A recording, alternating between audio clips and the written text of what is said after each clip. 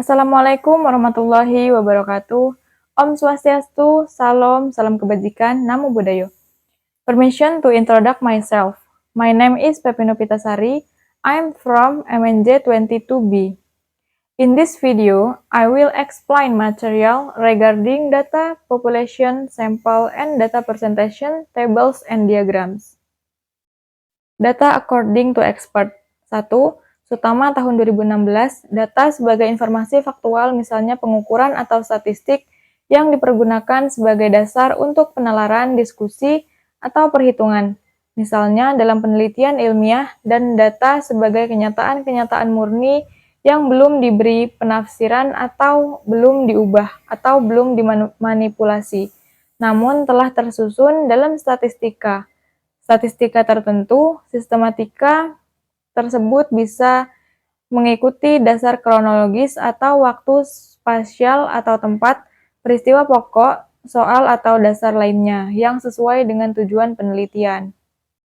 2. Winarsono tahun 2006, data dapat diartikan sebagai keterangan mengenai sesuatu. Keterangan tersebut bisa berupa bilangan, angka, atau disebut dengan data kuantitatif. Juga dapat berupa keterangan yang bukan berupa bilangan atau disebut dengan data kualitatif. 3. Siswandari dalam Setiawan tahun 2013, data pada pengertian sehari-hari dapat diartikan sebagai fakta dari suatu objek yang diamati, bisa berupa angka atau kata. Jika dipandang dari statistik, data adalah fakta-fakta yang digunakan sebagai bahan penarikan simpulan.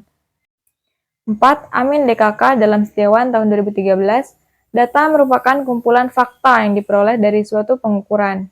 5. Siswantoro tahun 2010, data adalah sumber informasi yang akan diseleksi sebagai bahan analisis. Berdasarkan pendapat ahli-ahli di atas, data penelitian adalah suatu faktor kenyataan-kenyataan atau informasi yang didapatkan dari hasil pengukuran suatu, bisa dalam bentuk angka-angka atau kata-kata, yang akan digunakan sebagai bahan analisis sebuah penelitian. Data penelitian tersebut merupakan hasil informasi atau fakta yang murni tanpa ada manipulasi atau campur tangan dari manusia, sehingga data tersebut dapat digunakan untuk bahan analisis atau kajian dalam suatu penelitian. Classification of research data. 1. Data penelitian kuantitatif. Data penelitian kuantitatif adalah data yang hadir atau dinyatakan dalam bentuk angka yang diperoleh dari lapangan, atau dapat disebut juga data-data kualitatif yang dinyatakan dalam bentuk angka yang diperoleh dengan mengubah nilai kualitatif menjadi nilai-nilai kuantitatif. Misalnya 4, disebut dengan paling baik, atau sebagainya. 2. Data penelitian kualitatif. Data penelitian kualitatif dapat diartikan sebagai data-data yang hadir atau dinyatakan dalam bentuk data kalimat, ungkapan, narasi, dan gambar. Misalnya, ada seorang siswi bernama Aziza berkelakuan baik sekali, maka data tersebut merupakan data kualitatif. Recruitment for valid research data. Persyaratan data penelitian yang valid.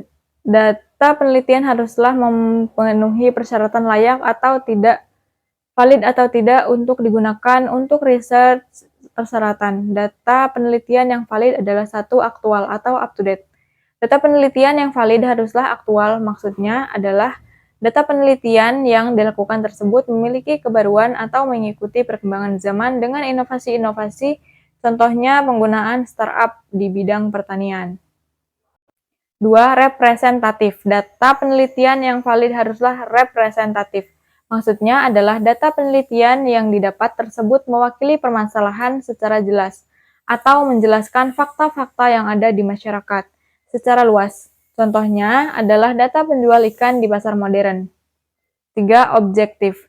Dalam data penelitian yang valid haruslah objektif. Maksudnya adalah riset tersebut dianalisis atau dikaji oleh riset yang dengan berdasarkan fakta-fakta yang ada, bukan secara subjektif. Peneliti selain itu dapat dikatakan objektif apabila data-data penelitian tersebut sesuai dengan keadaan yang sesungguhnya.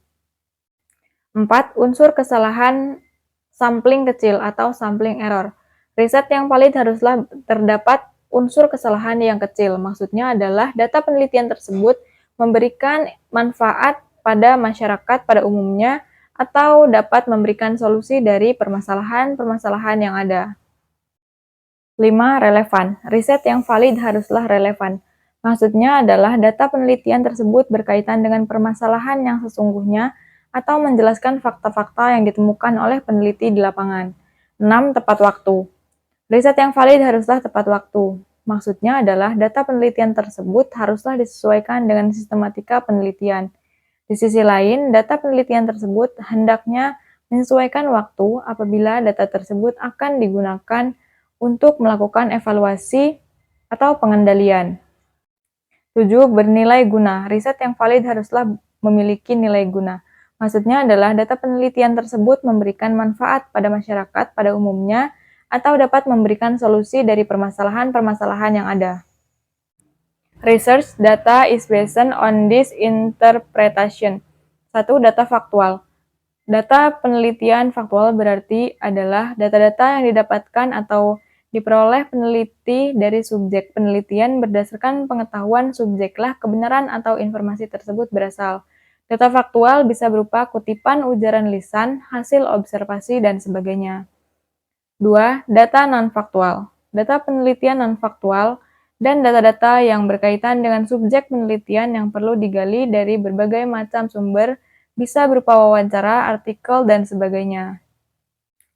Penyajian data adalah kegiatan menampilkan data dalam bentuk yang lebih mudah dipahami melalui tabel, grafik, atau diagram, atau bentuk lainnya, untuk menunjukkan hubungan perbandingan pola kecenderungan maupun pencilan dalam data dalam kegiatan penelitian. Penyajian data termasuk dalam suatu kegiatan dalam pembuatan laporan penelitian yang dilakukan untuk memperhatikan data dan informasi yang telah dikumpulkan, beserta hasil penelitiannya.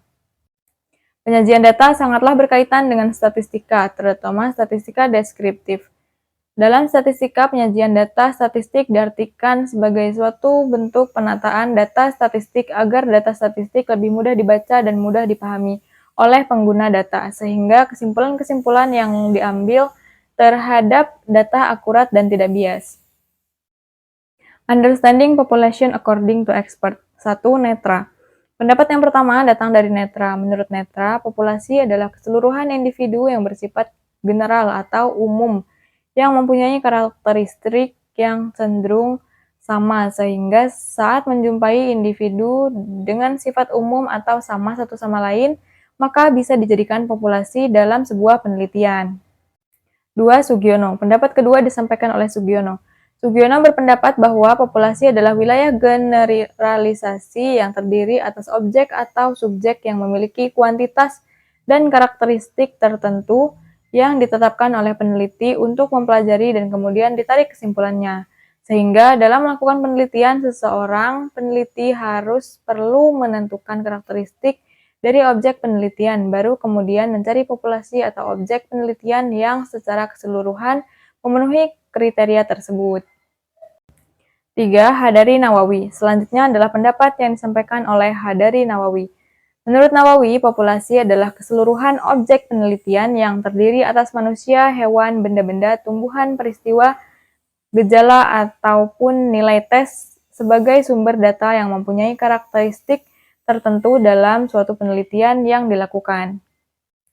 4. Bugin. Bugin juga menyampaikan pendapatnya terkait pengertian populasi. Menurut Bugin, populasi adalah keseluruhan universal dari objek penelitian berupa manusia, hewan, tumbuhan, dan udara, gejala, nilai peristiwa, sikap hidup, dan sebagainya, sehingga objek ini dapat menjadi sumber data penelitian.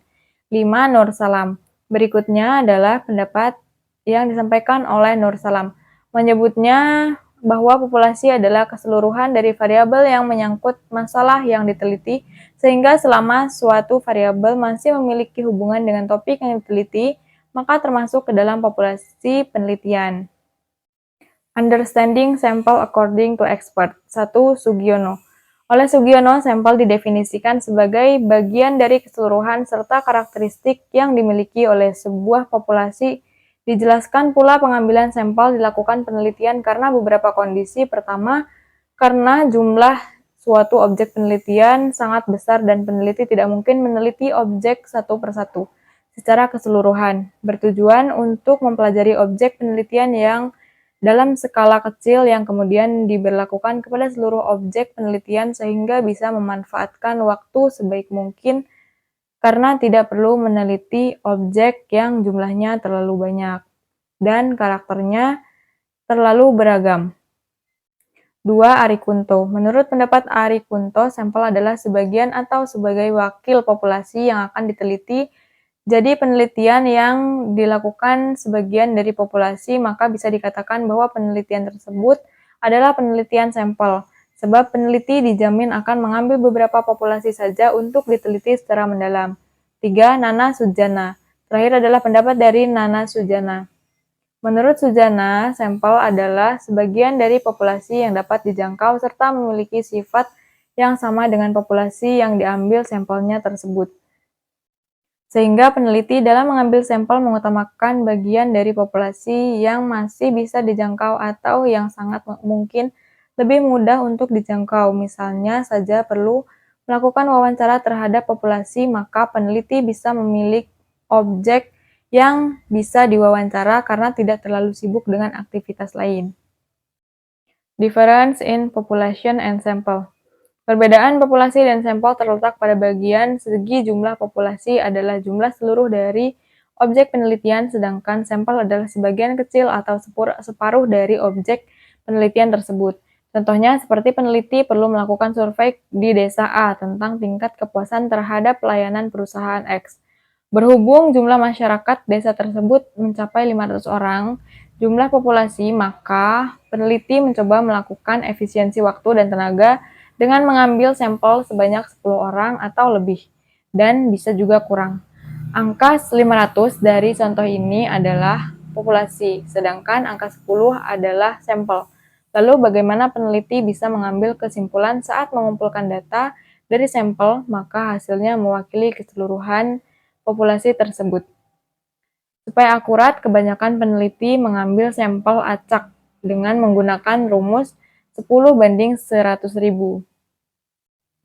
The importance of using sample. 1. Ukuran populasi terlalu besar. Kondisi yang pertama adalah karena ukuran dari populasi yang terlalu besar, misalnya dari jumlah masyarakat yang dari sebuah desa yang dijadikan objek penelitian. Jika jumlahnya sampai ratusan bahkan ribuan, maka tidak mungkin peneliti melakukan penelitian ke ribuan penduduk tersebut. Sampel kemudian diambil dan nantinya akan mewakili keseluruhan populasi. Data yang didapatkan tetap akurat karena memang penentuan objek peneliti sejak awal disesuaikan dengan kebutuhan peneliti sehingga tidak harus didapatkan dari keseluruhan populasi, melainkan sebagian kecil saja. 2. Efisiensi dari segi biaya. Dalam kondisi aktual di lapangan menggunakan populasi dan sampel itu lebih efisien. Sampel dari segi biaya. Sampel membuat kegiatan penelitian hanya membutuhkan dana lebih sedikit sehingga peneliti bisa mengalokasikan dana yang tersedia kepada kebutuhan lain. Jika memaksakan diri meneliti keseluruhan populasi, maka biaya yang dikeluarkan bisa sangat tinggi. Oleh sebab itu, pengambilan sampel dari populasi menjadi langkah terbaik agar biaya penelitian tersebut lebih mudah untuk dikontrol. Bisa juga bertujuan untuk membuat biaya sesuai dengan anggaran yang tersedia. 3. Efisiensi dari segi waktu. Menggunakan populasi dan sampel pada sebuah penelitian akan jauh lebih hemat waktu jika menggunakan sampel saja, sebab peneliti hanya perlu melakukan pemeriksaan dan pengumpulan data dari jumlah objek penelitian yang terbatas, sehingga proses penyajian data menjadi lebih cepat dan juga dijamin tepat. 4. Sumber daya menjadi lebih efisien. Jika suatu penelitian memberdayakan SDM atau sumber daya manusia dalam jumlah yang minim, maka sudah sangat ideal. Jadi, jika penelitian meneliti sampel saja, bukan populasi, sehingga pengaturan SDM menjadi lebih mudah karena meneliti sampel membutuhkan jumlah SDM lebih sedikit dibanding meneliti populasi. 5. Penelitian tidak mungkin menggunakan populasi. Tidak semua penelitian membutuhkan populasi, sehingga sampel menjadi pilihan yang diambil dalam kondisi tersebut. Populasi ini bisa dalam bentuk sesuatu atau objek penelitian yang tidak mungkin diambil keseluruhan untuk diteliti. Misalnya saja penelitian mengenai warna darah pada tubuh manusia. Sangat tidak mungkin peneliti mengambil semua darah dari objek peneliti atau seseorang untuk diteliti, sebab jika darah diambil sama artinya menghilangkan nyawa dari objek penelitian tersebut. Maka peneliti mengambil sampel, yakni mengambil beberapa tetes atau beberapa mili dari darah objek penelitian. That's all the material I can convey. I hope it's useful. And Assalamualaikum warahmatullahi wabarakatuh. Om Swastiastu, salam kebajikan, Namo Buddhaya.